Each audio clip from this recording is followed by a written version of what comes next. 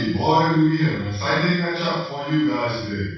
In the blue corner, we have NBN with his red deadly card, snare, and Euro EMP. In the red corner, we have Kit, the Shaper, with her red slashes of York and Dekasaka. Whose red slashes will emerge victorious? It's time for the match. Alright, so here I'm playing my NBN Trappy deck with lots of red splashes, Neuro EMP and snares, hoping that a careless run by the runner on the 4th click would result in their early demise. I start off with a very trap heavy hand, 2 Neuro EMPs and a snare. It's a good thing until you realize that there's not many other cards that are left for me to use as ice or money. So as such, I have a very bad start, letting the runner enter my hand and my R&D very early on. And now that I draw a bill, there's no way I can protect it. There's not much I can do, so I attempted to play the shell game by planting both of them down as remotes, the Jackson Howard and the bill, and he guesses correctly, scores the bill.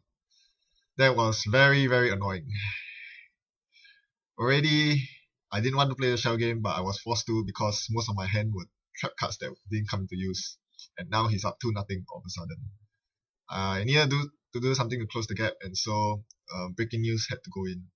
It would have been very tempting to score a breaking news and plant the tag on the runner to get rid of personal workshop, but I just didn't see that happening. Look at all my cards. My only other ice I have is RSVP, which is not going to do anything. So it's a very bad start. At least he impaled into my snare, and I forced him to slow down, although he made that up instantly with a diesel. Great. And I draw an Astro Script now. Thankfully, I have Jacks on the table, which means that I can get rid of Astro Script if I wish. But instead, I choose to cash up and install a Draco, which should stop Kit from rampaging too much on my servers. The best thing about Draco is that the rest cost is only 1, so that there is not much economy that I've drawn so far, so being able to rest the Draco is quite a huge benefit for me. So I forced him to bring the York out of his personal workshop, not a very big deal since he only had 1 counter left. And he starts accumulating Data Sucker tokens, which is really nasty.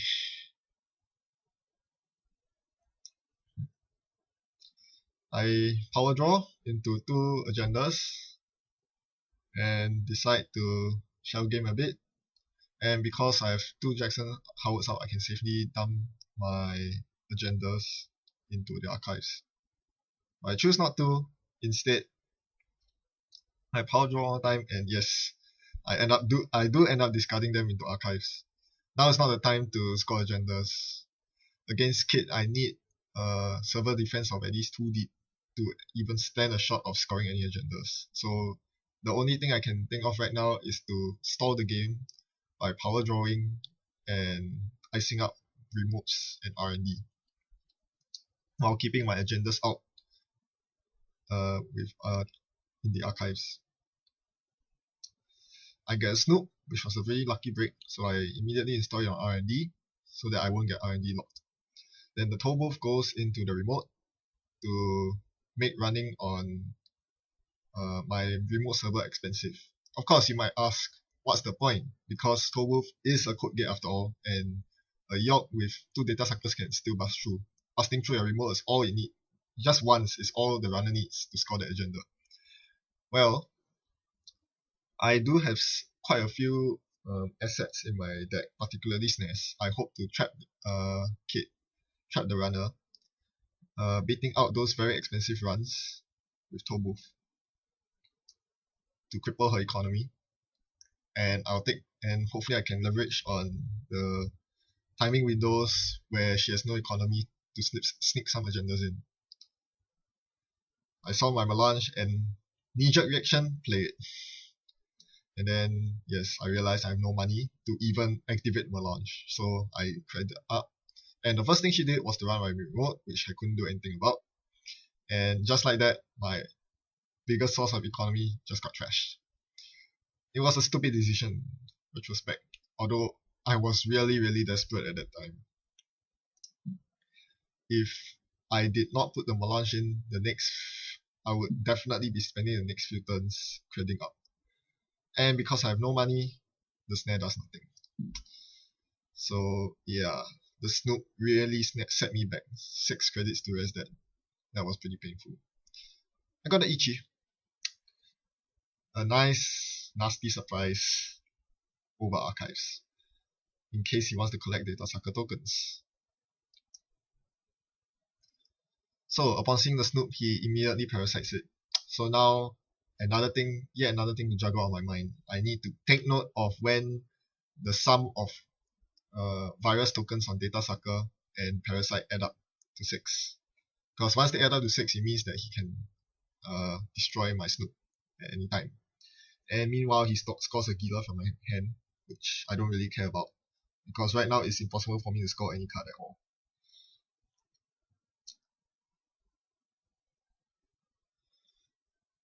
After some deliberating, I decided to install pop-up window over HQ, because he has been assaulting HQ quite heavily.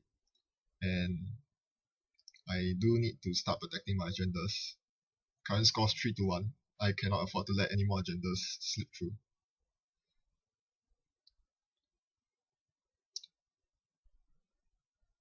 Meanwhile, he continues accumulating data sucker tokens, which is getting quite powerful. Right now, with a York and 3 data sucker tokens, he can break through anything that has 6 strength. Well, it must be the first piece of encountered eyes, but still, it's pretty strong. However, thanks to my pop-up window, he wasn't able to assault HQ. And this is when I decided to purge virus counters. I did not want to get his York sucker out of hand. And more importantly, because I believe that there were at least 4 or 5 virus tokens between the data sucker and the parasite. I did not want Snoop to go. Once Snoop goes, my R&D is wide open for an indexing run, for a maker's eye run. That would be hell. He continues running archives. This would be the perfect time, absolutely perfect time to rest an Ichi, but I didn't have the credits for it. So now he's back up to a York with 2 data sucker tokens, which means that he can break through most of my eyes once again.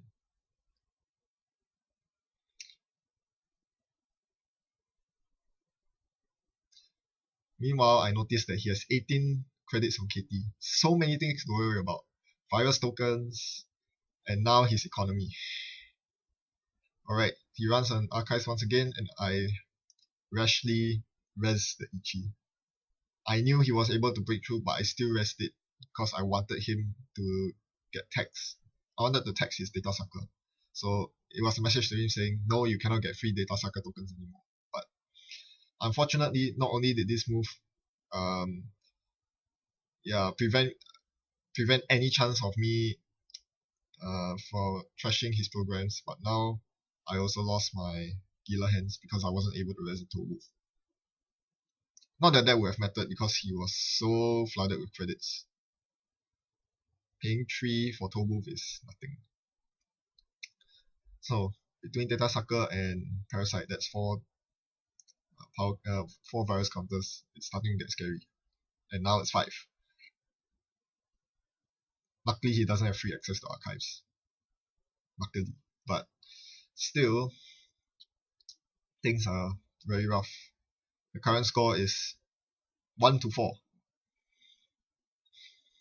which, yes, I'm very far behind. And I have very few credits compared to him. So the only thing I can do now is click for credits, which is a very weak play. There was nothing much else I can do.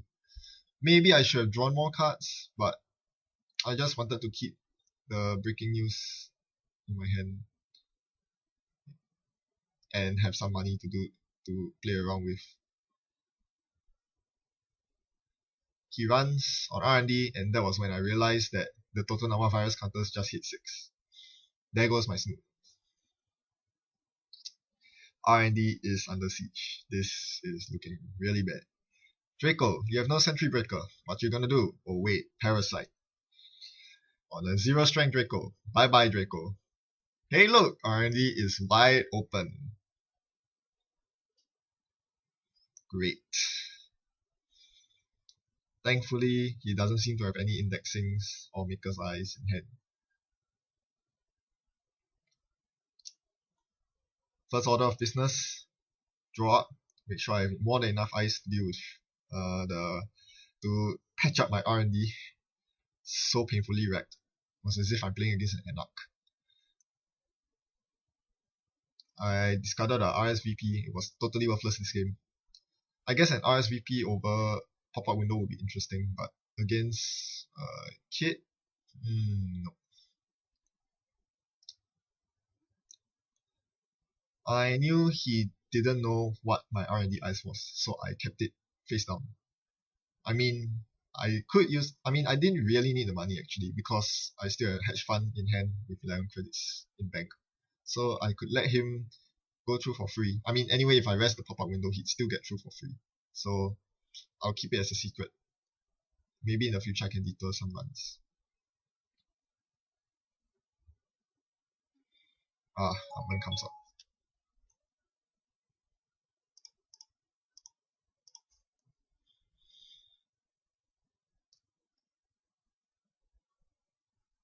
And if you're wondering, the icebreaker on the second personal workshop is a torch. It has 6 power counters on it.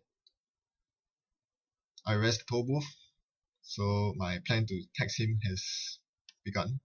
Although taxing a runner from 21 credits down to 18 isn't much, really. But at least I got rid of all his data sucker tokens. That's the good news.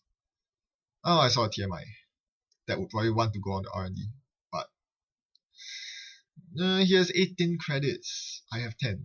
There's no way I'll be able to rest that. So I installed my breaking news into the remote. I could score it out of hand, but I chose not to because Katie Jones was getting really out of hand. However, he ran first turn, first click, and de-res my TMI, paid through the toll booth with torch. That would cost 5 to break. I'm not used to having my toll booths broken so easily. And he takes the breaking news. At this point I was pretty much resigned. My morale was very low, and I didn't really want to play this game. I just played through because, well, if I resign halfway, that's just not very nice for my opponent. But yeah, I didn't really care anymore. Anyway, the extra agenda point wouldn't have made a difference.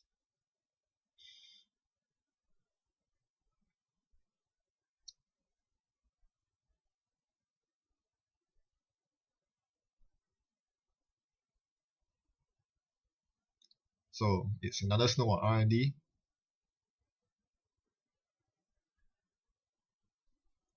And he gains success through R&D thanks to Torch. And scores the winning view. That was a horrible game. After that game, I gained new respect for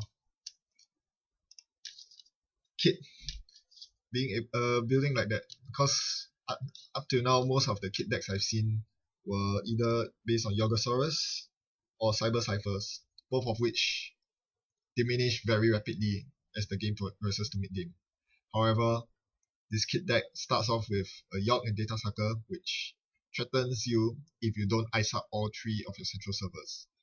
Then transitioning into the late game with Katie Jones for income, this deck is able to power through you with Torch. Of course, the biggest weakness of Kit in any game whatsoever is the fact that you can only break through the first piece of ice on each turn for free. With just a code gate. Every subsequent piece of ice, this Kit deck doesn't really have many answers to. There was a Corroder at one point, but that was about it. So any sort of fast early game Glacier deck, such as one of the HP Glacier decks I've played against, would really would really overwhelm Kit, because Kit won't be able to get through most of the servers. So yeah, I think this video is more of an exaltation of the Kit deck. as opposed to my playthrough of an NBN deck. If anything, this is a playthrough of how not to play NBN. It was absolutely horrible play by me. There are lots of parts where I could have played better. But well, what's done is done. Hopefully you've gained some insight or at least learned something new. How dangerous Kit can be. I certainly learned something new through that game. Thanks for watching. Hope to catch you next time.